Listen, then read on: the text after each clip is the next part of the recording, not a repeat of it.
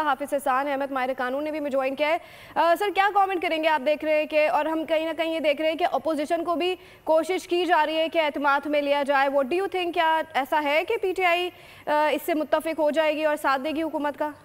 अपने नाजरीन को इस सवाल से अपडेट कर रहे हैं। तवील मुशावरत के बाद कहा कि वफाकी अदालत कायम की जाएगी, 40 सिकों में तरमीम करने जा रहे हैं, ऐसे कहना था वज़ीर कानून आज़म नज़ीर तारड़ का, जो कि अब से कुछ देर पहले सेनेट इजलास में इजहार ख्याल कर रहे थे। इस पर बात करने के लिए हमारे साथ सीनियर तजक्कार एहतशामुल हक साहब मौजूद हैं। एहतशाम साहब क्या कहेंगे, क्या कॉमेंट करेंगे? जैसे कि चेयरमैन सेनेट ने भी कहा कि अपोजिशन को ये ताकीद की गई है कि हाँ भाई इजलास में शिरकत करें।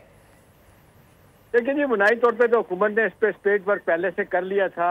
आपने देखा प्राइम मिनिस्टर साहब ने अपने MNAs MPs को कह दिया था कि जी आप ना बाहर का सफ़र नहीं करना, और ये है कि आप जिस तरीके से सारी चीज़ें बुनियादी तौर पे तय हो गई थी, तो उसी हिसाब से ये लगता है कि ये इन्होंने अपनी सारी बातें मनवाने के बाद ये सारा सिलसिला हुआ है।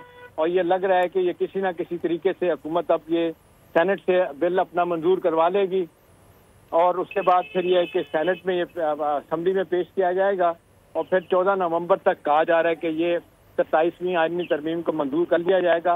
बुनियादी तौर पे जो 2-4 बड़ी चीज़ें हैं उसमें तो बिलावल साहब ने एग्री कर लिया है कि जी ठीक है, फील्ड मार्शल को अपना जो अपॉइंटमेंट है उसको फॉर्मलाइज करना है और इसको आइन के अंदर डालना है, तो वो हो जाएगा।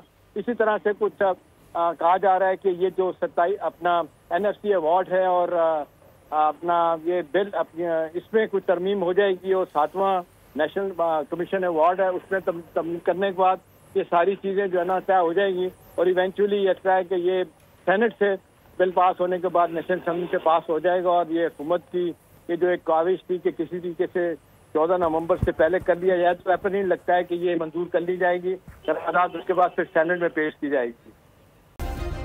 सब्सक्राइब करें और बेल दबाएं ताकि कोई खबर रह न जाए।